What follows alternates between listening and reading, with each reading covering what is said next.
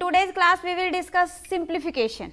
अब अगर हम बात करें सिंप्लीफिकेशन की, तो सिंप्लीफिकेशन में मेनली होता तो ये है कि आपके पास एक एक्सप्रेशन गिवन होता है, एक एक्सप्रेशन आपके पास गिवन है and you solve the expression and give a single answer. But अगर हम बात करें सी सेट की, तो सी सेट में ऐसे क्वेश्चंस नहीं आते, सी सेट के अंदर ऐसे क्वेश्चंस नहीं आते हैं. सी सेट में सिंप्लीफिकेशन के कौन से क्वेश्चन आते हैं कि वर्ड प्रॉब्लम्स आती है. और यू कैन से कि अगर आपने इस बार का भी पेपर देखा है, जिन जिन स्टूडेंट्स ने इस बार का पेपर देखा है 2021 का, तो उन्होंने देखा होगा कि आज जो क्वेश्चंस है कैसे हैं, स्टेटमेंट है, स्टेटमेंट के अंदर पता ही नहीं चल रहा कि क्या करना है. ठीक है, जिन स्टूडेंट्स ने प्रैक्टिस की हुई है वो इजिली कर लेंगे. मीन्स व्हाट कि कुछ लॉजिकल क्वेश्चंस आपको देखने के लिए मिलते हैं, लॉजिकल क्वेश्चंस आते हैं एग्जाम के अंदर. ठीक है, अब उसके अकॉर्डिंग आपने देखना है कि उस पर्टिकुलर क्वेश्चन को कैसे सोल्व करना है. यू कैन से कि जो सिंप्लीफिकेशन की वर्ड प्रॉब्लम्स मैं करवा रही हूँ, कुछ लोग उसको कंसीडर करते हैं this is arithmetic reasoning. Arithmetic reasoning क्यों कहते हैं? रीजन बीइंग कि यहाँ पे जो क्वेश्चंस हैं उसके अंदर अर्थमेटिक का कंसेप्ट तो यूज हो रहा है, ऑब्वियसली मैथमेटिकल कंसेप्ट आपका यूज हो रहा है, बट वहां पे लॉजिक ज्यादा यूज हो रहा है, आपका लॉजिक ज्यादा यूज हो रहा है. तो जो स्टूडेंट लॉजिकली स्ट्रॉन्ग है वो इस तरह के क्वेश्चंस को इजीली कर लेते हैं. और आप ये मान के चलो आपके 8 से 10 क्वेश्चन 80 के अंदर से, 80 क्वेश्चन का आपका पेपर होता है. ठीक है, 80 के अंदर से you can expect 8 to 10 questions like this. Okay, अब यहाँ पे बात आ रही है कि हाँ जी जो क्वेश्चंस आएंगे, अब एज इट इज तो स्टेटमेंट मैं भी नहीं बता सकती कि क्या स्टेटमेंट होगी, बट जो सिंप्लीफिकेशन पे क्वेश्चंस बनते हैं, जो क्वेश्चंस सिंप्लीफिकेशन पे बनते हैं, बेसिकली वो किस में से आते हैं? या तो उसके अंदर फ्रैक्शन का कंसेप्ट यूज हो रहा होता है. क्या होता है? There may be fraction concept, okay, और there may be some equational questions. Equational question means what कि जो स्टेटमेंट है, स्टेटमेंट को पढ़ के आप जब स्टेटमेंट को रीड कर रहे हो, इन दैट केस आप उसके अकॉर्डिंग इक्वेशंस बना लेते हो एक्स वाई के फॉर्म में. ठीक है, और जब आपके पास में इक्वेशन बन जाती है फिर आप उसको सोल्व कर लेते हैं and then you find out the answer. Okay, तो इस तरह के क्वेश्चंस भी आ जाते हैं जो कि इक्वेशन के ऊपर बेस्ड है. और कैसे क्वेश्चंस आ जाते हैं? और क्वेश्चन आ जाते हैं आपके स्क्वायर रूट पे बेस्ड क्वेश्चन आ जाते हैं. हाँ जी, स्क्वायर रूट पे बेस्ड क्वेश्चन आ जाते हैं स्टेटमेंट की फॉर्म में, तो वो भी आपके इसके अंदर इंक्लूड हो जाते हैं. और कैसे क्वेश्चन आएंगे? अब देखो परसेंटेज हम ऑलरेडी डिस्कस कर चुके हैं, तो कुछ ऐसे भी कंसेप्ट आ जाते हैं कि पूरी स्टेटमेंट के अंदर कहीं ना कहीं कुछ परसेंटेज से रिलेटेड यूज हो रहा होता है, but that is a logical question. Okay, तो उस केस के अंदर परसेंटेज का कंसेप्ट हो सकता है, रेशियो एंड प्रोपोर्शन का कंसेप्ट हो सकता है, and there are some miscellaneous types also. Okay, that means कि जब हम सिंप्लीफिकेशन करने लगते हैं उससे पहले आपके ये सारे कंसेप्ट्स क्लियर होने चाहिए. अगर आपके ये वाले कंसेप्ट्स क्लियर हैं तो उस केस में आप ये मान के चलो कि 8 क्वेश्चंस तो आपके पक्के हैं. ठीक है, और जो ये 8 क्वेश्चन है इसी के बेस पे लोग डिसाइड करते हैं कि पेपर का लेवल क्या था, पेपर का लेवल क्या था. क्योंकि अगर जो लॉजिकल क्वेश्चंस को सॉल्व कर लेता है वो कहेगा कि इजी पेपर था, बट लॉजिकल क्वेश्चन है, अगर हमें लॉजिक नहीं मिल पाया तो इन दैट केस हम क्या कहेंगे कि पेपर टफ था. सिंपल इतना सही है. तो लॉजिकल क्वेश्चंस पे सभी ने प्रैक्टिस करनी है, जहां से भी आपको लॉजिकल क्वेश्चंस मिलते हैं उन पे प्रैक्टिस करेंगे. ओके, सो स्टार्ट करें. अभी तक किसी का रिप्लाई नहीं आया कि हाँ जी आवाज प्रॉपरली आ रही है. देखिए स्टार्ट करें. आज के क्लास के अंदर बेसिकली हम क्वेश्चंस ही डिस्कस करने वाले, only I will discuss questions. Okay, और सभी ने साथ साथ में क्वेश्चन को सोल्व करना है. मेरे सभी ने साथ साथ सोल्व करना है. सभी अपना पेपर पेन लेके बैठेंगे, सभी क्लास के अंदर पेपर पेन लेके बैठेंगे, सभी ने क्वेश्चंस को सोल्व करना है, बिकॉज लॉजिकल क्वेश्चन है. थोड़ा सा आपने भी देखना है कि क्या मेरा लॉजिक बिल्ड हो रहा है, मेरा लॉजिक बिल्ड हो रहा है इसके अंदर. ओके, सो देखिए जैसे फर्स्ट क्वेश्चन है, यहाँ पे एक क्वेश्चन है आपके पास में स्क्रीन पे. क्या है यहाँ पे question? In a class there are 18 boys. मैं ये नहीं कहूंगी कि एज इट इज क्वेश्चन आएगा एग्जाम के अंदर, बट यहां से हमारा थोड़ा लॉजिक क्लियर हो जाएगा, हमें लॉजिक बिल्ड करना आ जाएगा कि ऐसे क्वेश्चंस को कैसे हमने सोल्व करना है. Okay, yes Monica. तो देखिए क्या है, in a class there are 18 boys. Class के अंदर कितने बॉयज है? 18 बॉयज है who are over 160 centimeter tall. If these constitute 3/4 of the boys. अब देखो 3/4 उसने कहा, दैट मीन्स कि फ्रैक्शनल टाइप्स क्वेश्चन आ रहा है हमारे पास में. ठीक है, and the total number of boys is 2/3 of the total number of students in the class, then what is the number of girls in the class? girls कितनी हैं? this is the question. अब जैसे ही मुझे मिला क्या, in a class there are 18 boys who are over 160 centimeter tall. तो जो ये 18 है, बिल्कुल आराम आराम से आज की क्लास के अंदर बिल्कुल स्लो चलेंगे हम, ठीक है, क्योंकि एक बार लॉजिक बिल्ड आना होना चाहिए आपका. क्या कहा उसने? 18 बॉयज हैं who are over 160 centimetre toll.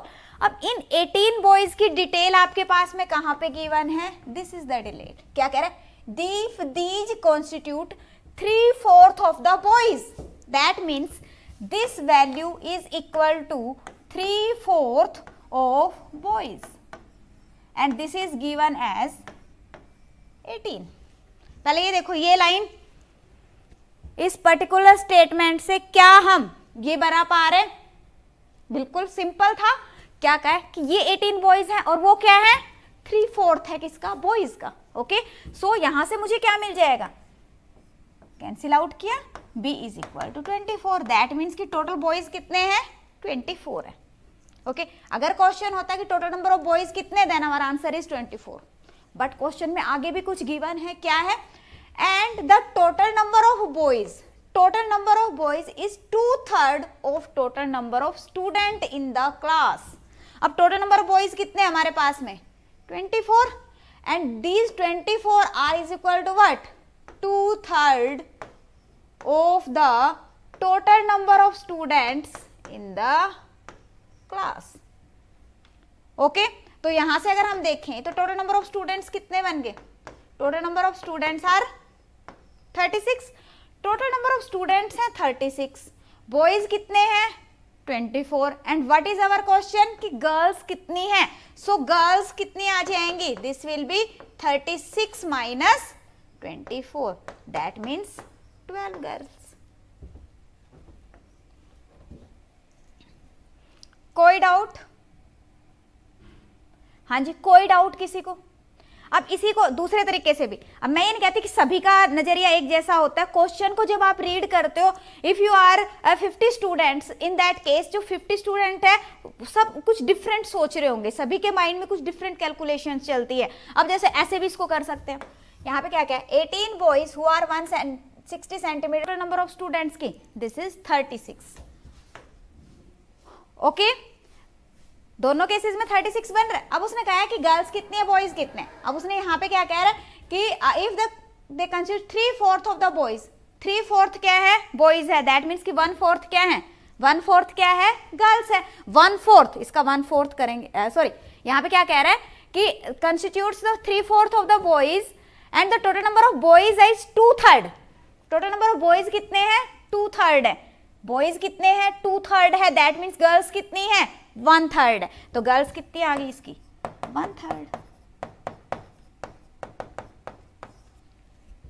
12. सो ऐसा नहीं है कि एक क्वेश्चन एक ही मेथड से सॉल्व होगा. जब लॉजिकल क्वेश्चंस एग्जाम में आते हैं देन आप डिफरेंट लॉजिक्स वहां पे लगा सकते हो. ओके, सो नेक्स्ट देखते हैं. चलो, अब नेक्स्ट क्वेश्चन है आपके पास में. नेक्स्ट क्वेश्चन क्या है? क्या है यहाँ पे? इन ए क्लास 3/4 ऑफ स्टूडेंट्स. पहले फ्रैक्शनल टाइप्स के क्वेश्चंस करवा रही हूं मैं आप लोगों को कि फ्रैक्शन पे बेस्ड कैसे क्वेश्चंस बन सकते हैं. अब देखो यहाँ पे क्या है? In a class 3/4 of students do not know either English or Hindi. उनको इंग्लिश या हिंदी कोई भी नहीं आती. कितने स्टूडेंट्स हैं? 3/4 हैं. Okay, but 1/6 of student know English. 1/6 क्या है? जिनको इंग्लिश आती है. And how many students know both English and Hindi? If the student who know Hindi is 1/8 of the students in the class. I hope सभी को question clear है. Question सभी को क्लियर है. तो यहाँ पे कह रहे हैं कि the students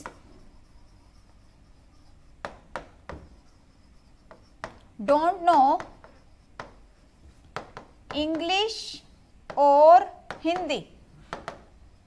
कितने हैं? These are 3/4. And always remember when the value is given in the fraction then total is equal to what? Total किसके इक्वल होता है आपके पास में? 1 के इक्वल होता है. Okay, and when it is in percentage then total is equal to 100%. total is equal to 100%. Okay, so students who don't know English and Hindi are 3/4. That means कि जो students who knows Hindi or English, who knows English और हिंदी, या तो जिनको English आती है या तो जिनको हिंदी आती है, दे आर 1/4. या तो उनको दोनों आती है, या तो इंग्लिश आती है या तो हिंदी आती है. ठीक है, तो अब देखिए यहाँ पे क्या कह रहा है कि ये कौन से स्टूडेंट है जिनको या तो इंग्लिश आ रही है या फिर हिंदी आ रही है. साथ में देखिए क्या गिवन है, हिंदी वाले कितने, but 1/6 of the students knows English. English कितने हैं, 1/6. हिंदी कितना गिवन है आपके पास, दिस इज 1/8. अगर मैं कहूं इंग्लिश एंड हिंदी कितने हो जाएंगे, 1/6 प्लस 1/8.